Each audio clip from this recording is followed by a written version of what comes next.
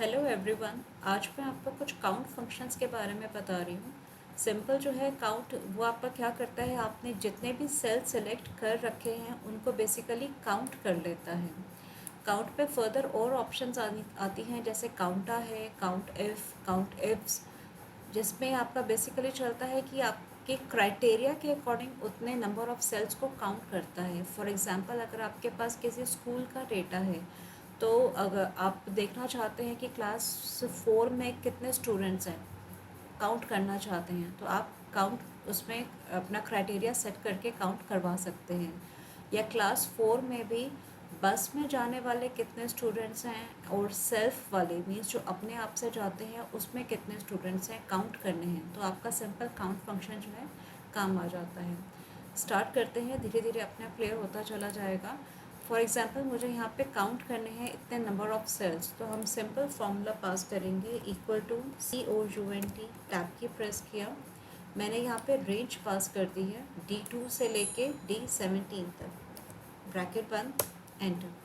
तो यहाँ पे आपको दिखा देगा ये नंबर ऑफ़ सेल्स कितने हैं आपके, 16। तो ये है आपका सिंपल काउंट फंक्शन। नाउ अगर मैं यहाँ पे D2 की बजाय यहाँ पे मैं D1 ले लेती हूँ, मीन्स मैंने अब कहाँ से स्टार्ट कर दिया, रन्स वाले सेल को इंक्लूड किया है, एंटर किया, तो अभी भी वो 16 ही दिखा रहा है, जबकि मेरे टोटल D1 से लेके इधर तक D17 तक टोटल 17 सेल्स हैं। तो ये 16 क्यों दिखा रहा है, बिकॉज वो रन्स वाले को काउंट नहीं कर रहा। काउंट जो है सिंपल आपके नंबर वाले सेल्स को काउंट करता है, जिसमें टेक्स्ट लिखा हुआ है उसको काउंट नहीं करता है। फॉर एग्ज़ाम्पल, अगर मैं इसको काउंट करवाना चाहती हूँ, मैंने यहाँ पे पास किया इक्वल टू काउंट, टैब की प्रेस किया, सेलेक्ट की मैंने अपनी रेंज, एंटर, तो वो आपको ज़ीरो दिखाएगा, क्योंकि काउंट फंक्शन सिर्फ नंबर पे चलेगा। एक होता है आपका काउंटा।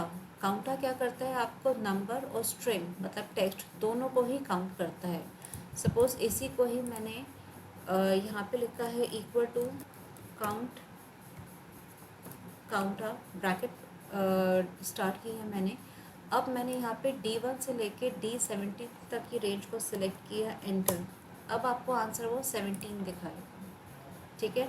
यहाँ पे 16 है, यहाँ पे 17 है। इसमें इसने स्ट्रिंग वाले सेल को नहीं इंक्लूड किया, और इसमें इसने स्ट्रिंग वाला सेल एंड नंबर दोनों को इंक्लूड किया है। यहाँ पे लिखा हुआ है काउंट, काउंटा जो है counts all cells in a range that has values both numbers and letters. अब अगर मैं यहाँ की बात करूँ, यही फॉर्मूला मैंने अगर काउंटा में डाला, इक्वल टू काउंटा, ब्रैकेट स्टार्ट की, और मैंने इसको कहा E1 से लेके E17 तक, एंटर, तो आपको दिखा देगा 17, ठीक है। आपका इसमें ब्लैंक्स जो होते हैं वो उनको काउंट नहीं करता। सपोज मैंने यहाँ पे एक सेल को डिलीट कर दिया, तो वो उसको काउंट नहीं करेगा, ठीक है।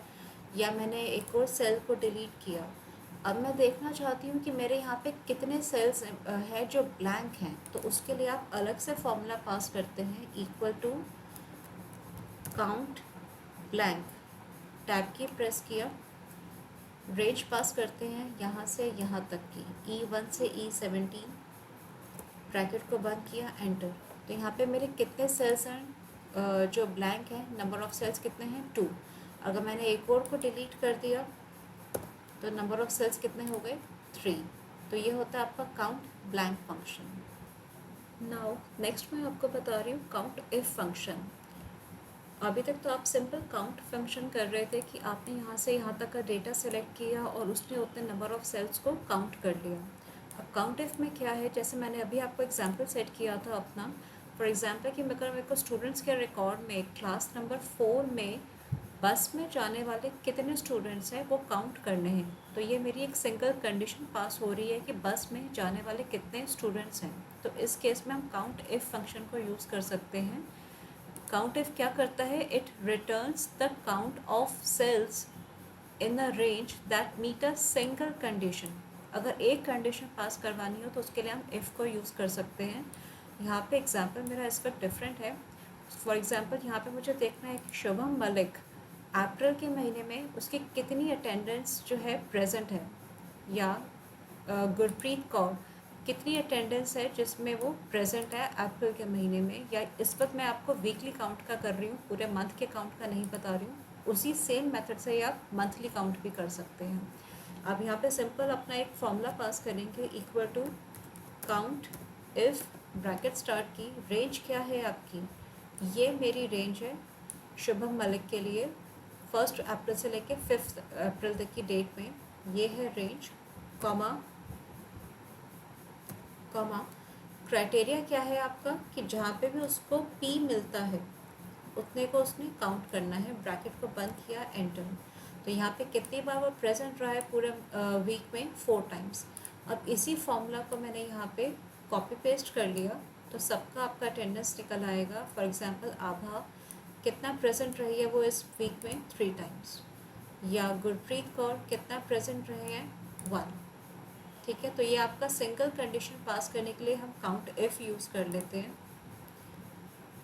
एक और एग्जांपल देखते हैं इफ़ पर ही। ये मेरी नेक्स्ट शीट है। नाउ सपोज़ करिए मैंने यहाँ पे अपने नेम ऑफ स्टूडेंट में देखना चाहती हूँ कि एस से स्टार्ट होने वाले कितने स्टूडेंट्स हैं। ठीक है, तो यहाँ पे हम सिंपल इफ़ की कंडीशन पास करेंगे, equal to count if bracket start की, रेंज क्या है आपकी, रेंज ये है। हेडर को मैंने सेलेक्ट नहीं किया, सिर्फ डेटा को सिलेक्ट किया है, B2 से B13 तक। इतने पोर्शन में से, इतने सिलेक्टेड एरिया में से मुझे क्या देखना है कि क्या मेरा क्राइटेरिया है, कॉमा क्राइटेरिया मेरा है, यहाँ पे जो भी मैं क्राइटेरिया डालूँगी B17 सेल में, जो भी मैं क्राइटेरिया पुट करूँगी ये मेरा क्राइटेरिया होगा। एक बार मैंने ब्रैकेट को बंद कर दिया, एंटर। अभी तो 0 दिखा रहा है। नाउ B17 सेल में मैं क्राइटेरिया सेट कर रही हूँ, एस स्टार एस्ट्रिक मतलब, एंड एंटर। तो एस से स्टार्ट होने वाले कितने स्टूडेंट्स हैं, 3। ये मेरा क्राइटेरिया है, क्राइटेरिया सेल है। मैंने अब क्राइटेरिया अपना चेंज कर दिया। फॉर एग्जांपल मेरे को अब यहाँ पे देखना है आर से स्टार्ट होने वाले कितने नेम है, आर एस्ट्रिक, कितने नंबर ऑफ स्टूडेंट्स हैं, 2, रियांश एंड राधिका। या एम से स्टार्ट होने वाले कितने स्टूडेंट्स हैं, M asterisk, 1 only, which is Mahak Goyal, fine. तो ये है, अगर आपको सिंगल कंडीशन पास करवानी है तो हम काउंट इफ़ का यूज़ करते हैं। एक बार आप फॉर्मूला दोबारा देख लीजिए। काउंट इफ़ में ये मेरी रेंज है और ये मेरा क्राइटेरिया है B17। B17 में मैं जो भी कुछ पास करूँगी वो उसके अकॉर्डिंग चलेगा। एंटर प्रेस किया। अब नेक्स्ट हम आते हैं काउंट इफ्स पे। काउंट इफ्स में होता है कि जब आपने मल्टीपल कंडीशंस पास करनी हो, उसके लिए यहाँ पे सपोज़ करिए मैं एक बार आपको बता रही हूँ काउंट इफ्स का एग्जांपल। मैंने कहा मुझे इक्वल टू का साइन दिया, यहाँ पे मैंने कहा काउंट इफ्स, टाइप की प्रेस किया। अब मैंने एक रेंज यहाँ पे ले ली है, ये वाली, हेडर को सिलेक्ट नहीं किया है, B2 से लेके B13, कॉमा ये मेरा है काउंट इफ में, ये मैंने रेंज पास की है। अब इसका क्राइटेरिया क्या है, क्राइटेरिया क्या है, यहाँ पे जो भी मैं लिखूँगी वो मेरा क्राइटेरिया होगा। नाउ अगेन कॉमा, मैं एक बार इस सेल को छोटा कर देती हूँ ताकि क्लियर रहेगा।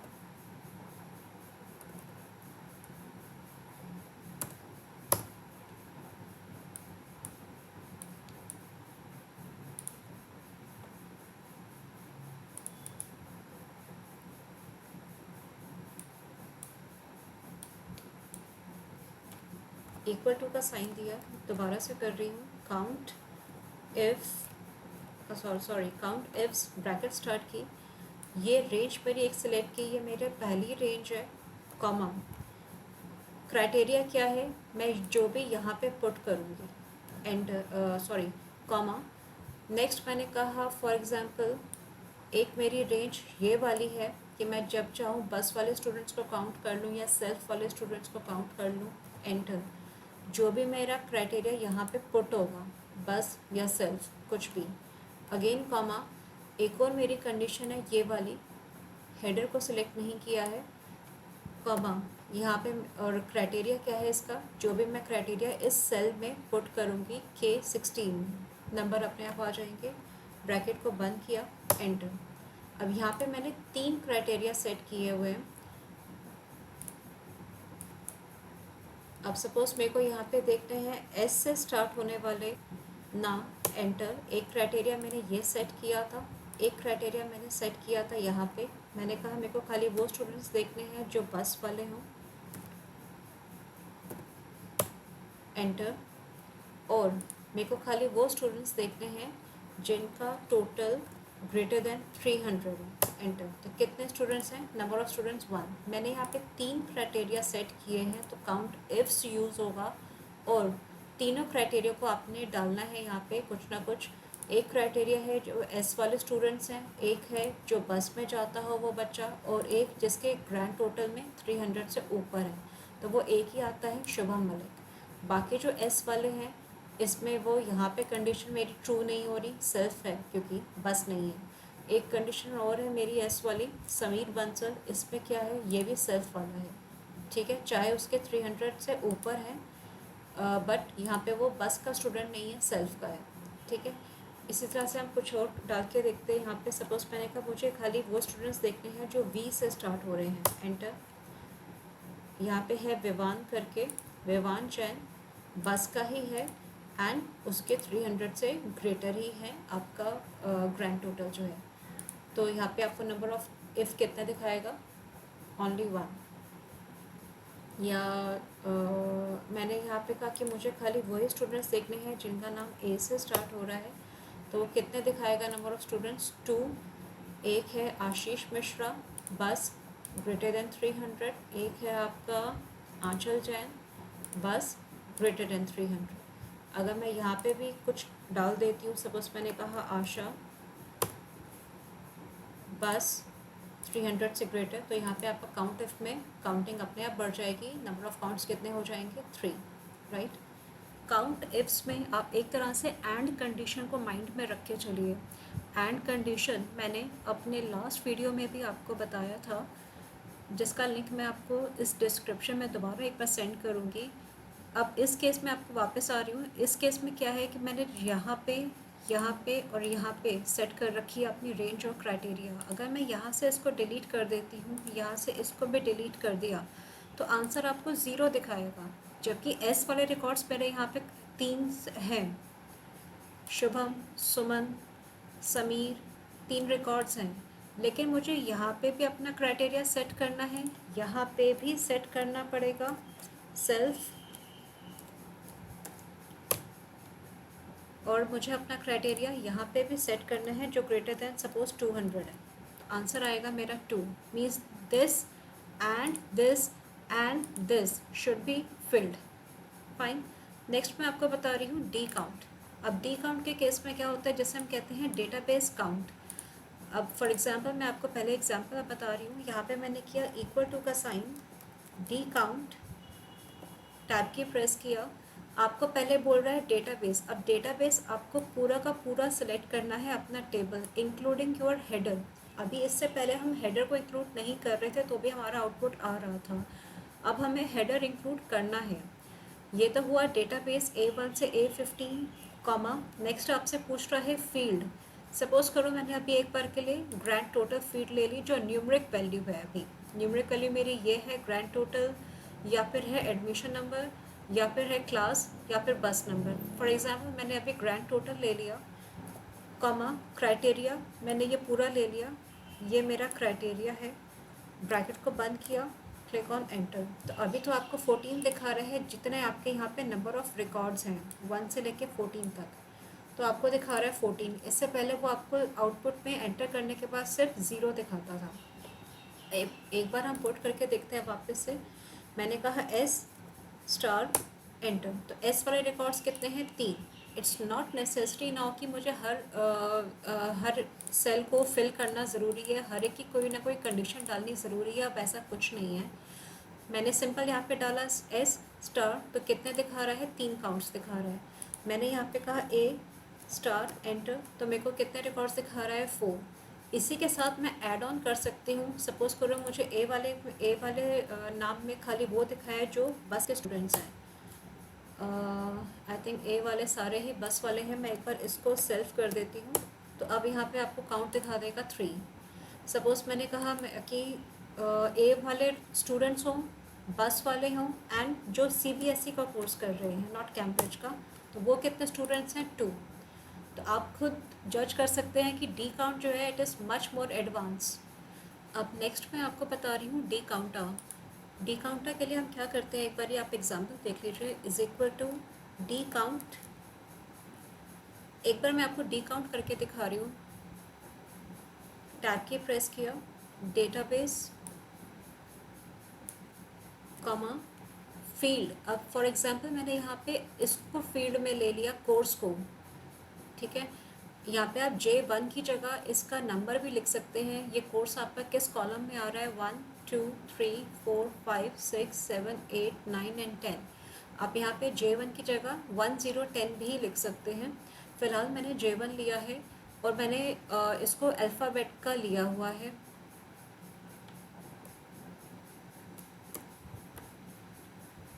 नेक्स्ट मैं आपको बता रही हूँ डी काउंटा। डी काउंटर के लिए एक बार मैं यहाँ पे दोबारा से डी काउंट को करके दिखाती हूँ। नेक्स्ट मैं आपको बता रही हूँ डी काउंटर। आपने यहाँ पे इक्वल टू का साइन दिया, डी काउंट। पहले हम उस चीज़ को डी काउंट में करके देखते हैं। टैब की प्रेस किया, ये है मेरा डेटाबेस कॉमा फील्ड। सपोज करिए मैं कोर्स को ले लेती हूँ, मैं जान के कोर्स ले रही हूँ जो कि न्यूमरिक वैल्यू नहीं है, अल्फ़ाबेट्स है। कोर्स J1 की जगह आप यहाँ पे फील्ड नंबर भी लिख सकते हैं। ये आपका कौन सा कॉलम नंबर है? 1 2 3 4 5 6 7 8 9 10। कोर्स जो है आपका 10th कॉलम पे है, तो आप J1 की जगह पे 1 0 10 भी लिख सकते हैं। मैं अब अभी J1 लिख रही हूँ कॉमा। क्राइटेरिया क्या सेट करना है? सेम यही कि यहाँ पे मैं जो भी कुछ पुट करूँ वो मेरा उसको क्राइटेरिया की तरह ले और यहाँ पे आउटपुट शो करे। मैंने इसकी ब्रैकेट को बंद किया, एंटर, तो क्या दिखाएगा मेरे को? फ़िलहाल 0। CBSE डाला तो भी 0 दिखा रहा है। CBSE को मैंने यहाँ पे हटा के फॉर एग्जांपल S* डाला तो भी 0 दिखा रहा है, ठीक है। क्यों? क्योंकि ये डी काउंटा पे चलेगा। आपने फील्ड नेम जो है डी काउंट के केस में, फील्ड नेम जो है, ये वाला फील्ड जो है, फील्ड, ये आपने न्यूमरिक हेडर वाला ही लेना है। चाहे आप ग्रैंड टोटल लें, बस नंबर लें, क्लास लें, एडमिशन नंबर लें। लेकिन अगर आपको फील्ड नेम अगर आपने यहाँ पे अल्फ़ाबेट्स वाला कुछ ले रखा है, तो उस केस के लिए आपको यहाँ पे डी काउंटा ही यूज़ करना पड़ेगा। डी काउंटा जो है आपका न्यूमरिक अल्फ़ाबेट्स दोनों पे चलेगा। एंटर प्रेस किया तो अब वापस आपको S वाले 3 रिकॉर्ड्स दिखा रहा है। डिलीट किया, अगर मैंने यहाँ पे डाला बस, तो बस के 3 रिकॉर्ड्स दिखा रहा है, काउंट की 9 है। अगर आपने यहाँ पे सपोज डाला कोर्स, तो CBSE के कोर्स वाले स्टूडेंट्स कितने हैं? 11। एंड फॉर एग्जांपल यहाँ पे आपने मदर्स नेम में डाला मतलब P*, एंटर, तो कितने हैं P*, P से स्टार्ट होने वाले नाम? 5। तो आपको डिफरेंस क्लियर हो जाएगा। डी काउंटा में आपका अल्फ़ाबेट्स एंड न्यूमरिक दोनों को सपोर्ट करेगा। डी काउंट आपके खाली नंबर्स को सपोर्ट करेगा। आपके फील्ड नेम पे डिपेंड करता है कि आपने अगर फील्ड नेम नंबर्स का ले रखा है तो डी काउंट यूज़ करोगे, अगर आपने फील्ड नेम अल्फ़ाबेट्स पे ले रखा है तो डी काउंटा यूज़ करोगे। Thanks for watching my video.